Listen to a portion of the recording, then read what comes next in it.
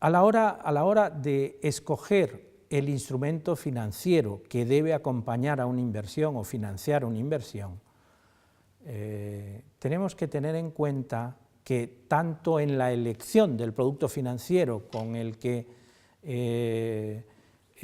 financiaremos una determinada inversión o un determinado activo, como en el diseño del propio producto financiero, siempre tenemos que tener en cuenta la capacidad de reembolso, la generación de fondos.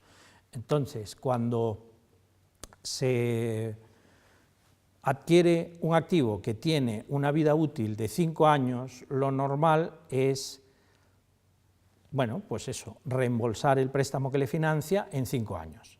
Si además, por aclarar a qué me refiero, el primer año ese activo no produce, no genera fondos, pues porque se hace una inversión que tarda en ponerse en marcha durante un año, lo lógico sería poner un año de carencia el primer año, porque no se generarán fondos. Si es que nosotros casamos la generación de fondos y la velocidad de reembolso perfectamente, ese producto financiero funcionará y no tendrá problemas ni el cliente ni la entidad financiera. Por esto es muy importante tener en cuenta esto a la hora de elegir el instrumento que financia nuestras inversiones. Ahora, también es importante diferenciar qué es un préstamo y qué diferencias hay con relación a un crédito. En un préstamo, la entidad financiera nos abona en cuenta un importe, el que hemos solicitado, y esta es la diferencia fundamental. En un crédito nos autorizan un límite, que nosotros podemos usar o no, y en un momento usarlo plenamente y en otro momento pues usar el 50% del límite autorizado. Esto sería un crédito. Esa es la diferencia fundamental. El préstamo francés o progresivo recibe este nombre porque la amortización de capital aumenta conforme avanza la vida del crédito. Pero como el principal pendiente se va reduciendo, los intereses disminuyen, de modo tal que la cuota permanece constante. Es un sistema bastante lógico, bueno, pues sobre todo útil para aquellos activos o la financiación de inversiones que producen una renta constante.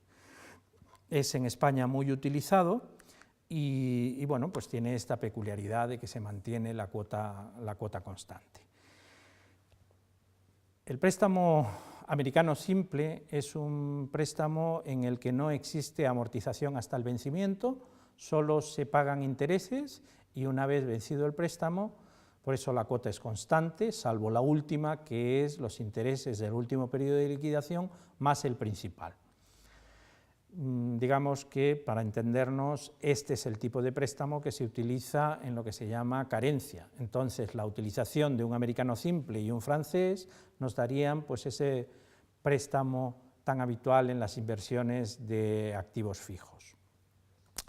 El préstamo Sinking Fund es un préstamo que es muy similar al americano simple, en el sentido de que tiene una carencia total de amortizaciones durante la vida del préstamo, pero paralelamente, y esto es lo peculiar de este sistema, se van haciendo aportaciones a un fondo que, una vez vencido el préstamo, habremos constituido un fondo suficiente como para cancelar el préstamo.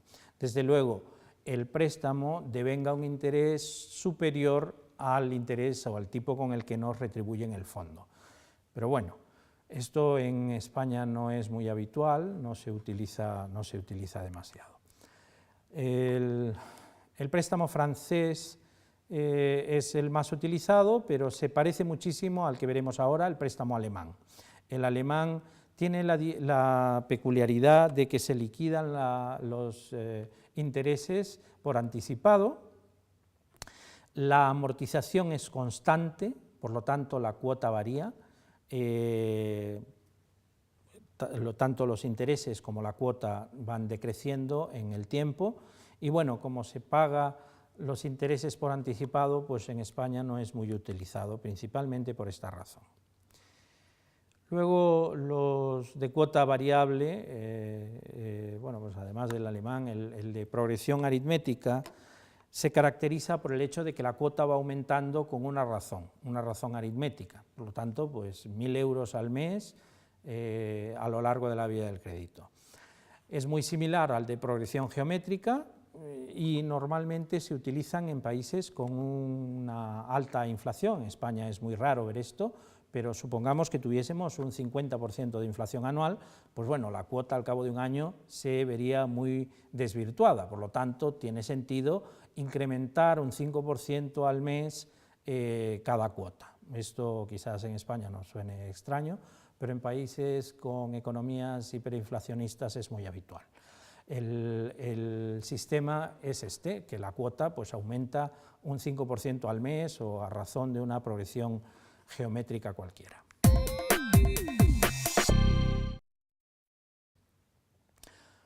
Otro aspecto importante a tener en cuenta es la carencia. La carencia puede ser total o de capital, es decir, una carencia de intereses y capital, con lo que los intereses se liquidan, pero incrementan el saldo insoluto, el principal pendiente, sobre el que se calcularán los nuevos intereses.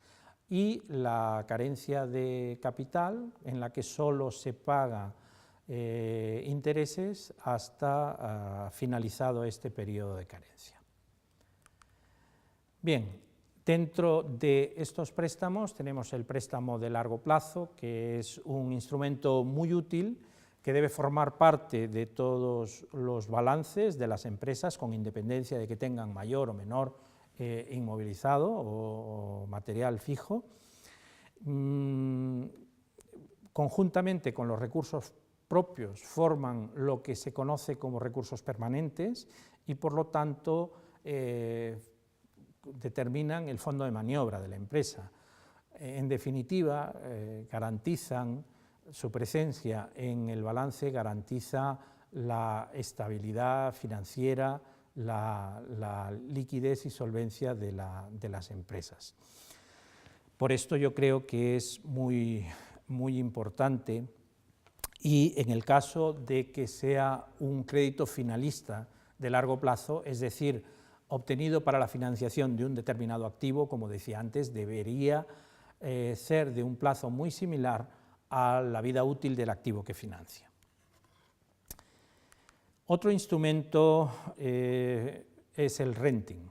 El renting como instrumento financiero consiste en el alquiler de un determinado activo que necesita la empresa.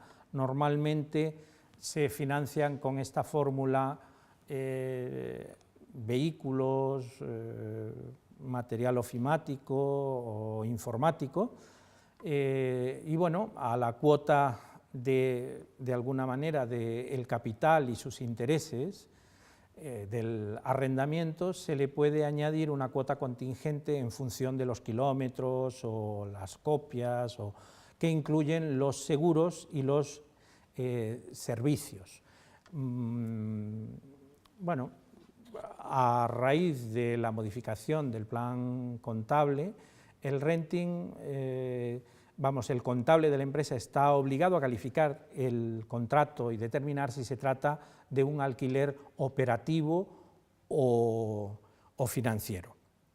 Evidentemente, si yo alquilo un coche en el aeropuerto, lo uso una semana y lo devuelvo, eso es, no le cabe duda a nadie, un alquiler. Pero si yo lo alquilo a lo largo de toda la vida útil del coche, además los pagos que hago coinciden con el valor, el capital del coche, el valor del inmovilizado y sus intereses, pues es razonable pensar que en el fondo hay una compra que no quiero que figure en el balance.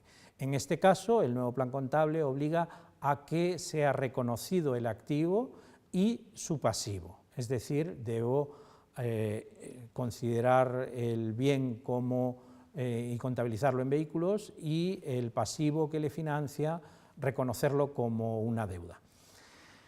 Bueno, por esta razón, pues ahora hay muchos leasing que pretenden ser un arrendamiento operativo que en el fondo y en la práctica contable pues ya no lo son. El leasing es también un instrumento financiero en el fondo, de alquiler, que tiene la peculiaridad de que puede tener alguna ventaja fiscal al acelerar la amortización y hacerla casar con el periodo del contrato de leasing en lugar de con la vida útil, por lo tanto acelerar su amortización desde el punto de vista fiscal. Bueno, lo normal es que las cuotas que incluyen el capital, el IVA y los intereses, pues sean deducibles íntegramente, salvo los intereses. Otro instrumento cada vez más común de financiación de corto plazo es el factoring. El factoring es un instrumento por el cual la empresa le cede a una entidad financiera sus derechos de cobro de algún cliente. Puede hacerse, al igual que el descuento, con o sin recurso, y de ello dependerá el hecho de que tengamos que eliminar, si es que es sin recurso, eliminaremos de nuestro balance del activo y del pasivo, es decir, ya no reconoceremos ninguna deuda con la entidad, porque realmente lo que hemos hecho es cederle nuestros derechos de cobro íntegramente, y cederle el riesgo, en el supuesto de que el cliente no pague, será problema de la entidad. En el caso de que se trate de un factoring con recurso, no podemos eliminar del balance la operación, seguimos nosotros manteniendo nuestra cuenta a cobrar y a pagar, contabilizaremos como un pasivo o una deuda con la entidad financiera el anticipo de esta operación.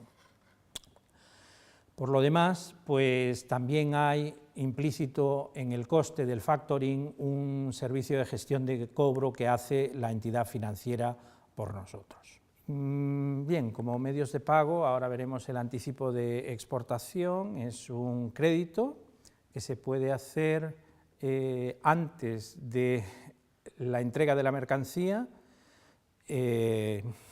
y bueno, pues normalmente el exportador obtiene de su entidad financiera un crédito que vencerá en el momento en que pague el importador extranjero. El confirming o la confirmación de pagos, también conocidos por algunos como factoring inverso, es un medio de pago normalmente.